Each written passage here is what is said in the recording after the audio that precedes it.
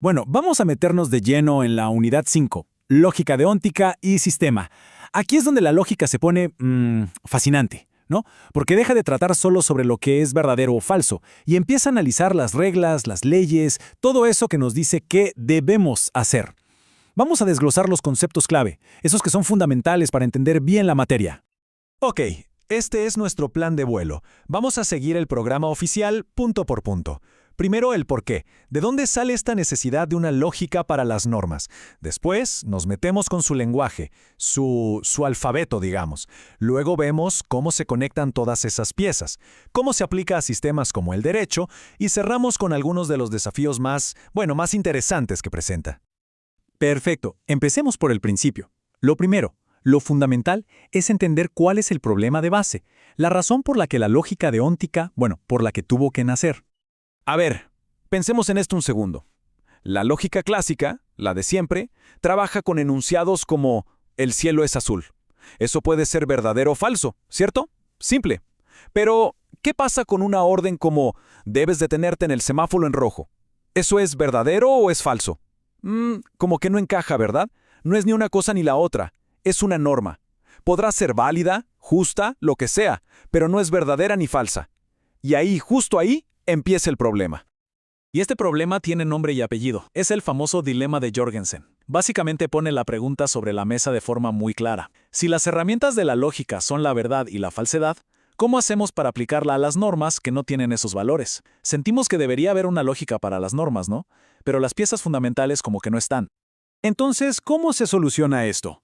Bueno, la respuesta fue crear un lenguaje nuevo. Un lenguaje formal con su propio vocabulario, diseñado específicamente para hablar de normas. Y todo este lenguaje se construye a partir de unos pocos operadores clave. Y aquí los tenemos, los tres conceptos centrales, el corazón de este lenguaje: lo obligatorio, lo permitido y lo prohibido. Básicamente, cualquier norma que se nos ocurra va a caer en una de estas categorías. Son los ladrillos con los que se construye todo lo demás. Pero acá viene lo más ingenioso de todo. Estos tres operadores no son islas separadas, están totalmente conectados entre sí. De hecho, podemos definir uno usando los otros. Por ejemplo, decir que algo está prohibido es lo mismo que decir que es obligatorio no hacerlo. O decir que algo está permitido es como decir que no es obligatorio no hacerlo. ¿Se entiende la relación? Es un sistema cerrado, y esa interconexión es lo que le da toda su coherencia. Bueno, ya tenemos nuestro alfabeto, la O, la P y la F. Ahora lo que podemos hacer es dibujar el mapa. Vamos a ver cómo se relacionan todos estos conceptos de una forma visual y estructurada. Y aquí está el mapa. Este es el famoso cuadro de oposición deóntica. A primera vista puede parecer un poco complejo, pero es genial. Miren arriba. Tenemos obligatorio y prohibido como contrarios. Claro, algo no puede ser las dos cosas a la vez. Tiene sentido. Pero fíjense en las líneas verticales, la subalternación. Esto nos muestra una regla clave del sistema. Si algo es obligatorio, entonces por lógica también tiene que estar permitido. Suena obvio, ¿no? Pero formalizar esta obviedad es lo que evita que un sistema de reglas se vuelva un completo disparate. Vamos a remarcar esto un poco más porque es clave. La fórmula O de P implica P de P. Esto no es un simple juego de lógica, es la base de cualquier sistema de normas que tenga sentido. Imaginen una ley que diga es obligatorio pagar impuestos, pero que otra ley, al mismo tiempo, dijera no está permitido pagar impuestos. Sería un caos. El sistema se vuelve inaplicable. Bueno, esta pequeña fórmula es lo que nos protege de ese tipo de contradicciones. Ok. Suficiente teoría por ahora. Pasemos a lo práctico. ¿Para qué sirve todo esto en el mundo real? Bueno, porque con estas herramientas podemos tomar, por ejemplo, un código legal entero o el reglamento de una empresa y ponerlo bajo un microscopio lógico para ver si tiene sentido, si es coherente. Entonces, la idea es pensar en cualquier conjunto de reglas, no sé, un código penal, las reglas de un juego, lo que sea, como un sistema normativo. Y la lógica deóntica es justamente la caja de herramientas que nos permite revisar si ese sistema está bien armado. Y al analizar un sistema, hay dos propiedades que son cruciales, que siempre se buscan. Primero, la coherencia.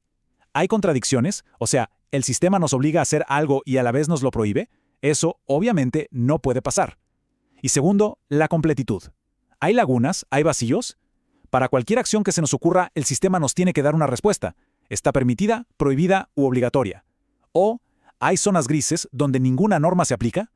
Y este es, básicamente, el método de análisis. Un proceso de 3 pasos. Primero, formalizar. O sea, tomar las reglas, que están en lenguaje común, y traducirlas a las fórmulas con O, P y F. Segundo, identificar las relaciones. Usar el cuadro deóntico para ver cómo encaja cada norma con las demás. Y tercero, detectar las fallas. Ahí es donde se buscan las contradicciones o las lagunas que mencionamos. Es un método, un procedimiento para poner a prueba la estructura de un cuerpo de leyes. Pero no todo es tan perfecto y ordenado.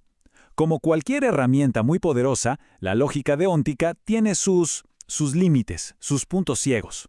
Hay situaciones donde aplicar las reglas lógicas al pie de la letra nos lleva a conclusiones muy extrañas, y estas son las famosas paradojas. Veamos un ejemplo clásico, la paradoja de Ross.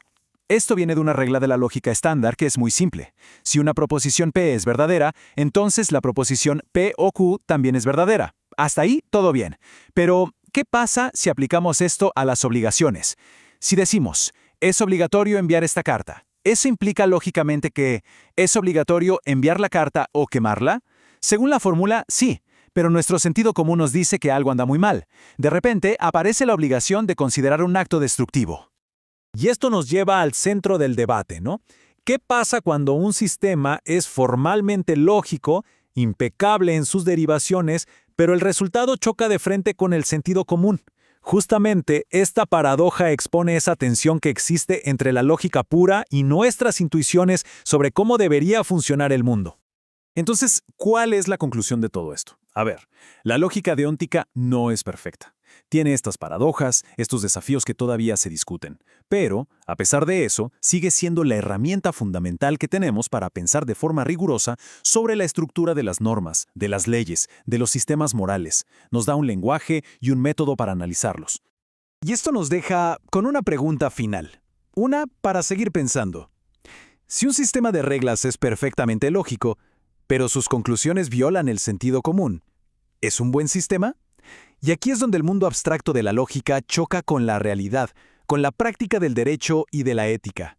Nos obliga a pensar dónde termina el análisis formal y dónde, quizás, tiene que empezar el juicio humano.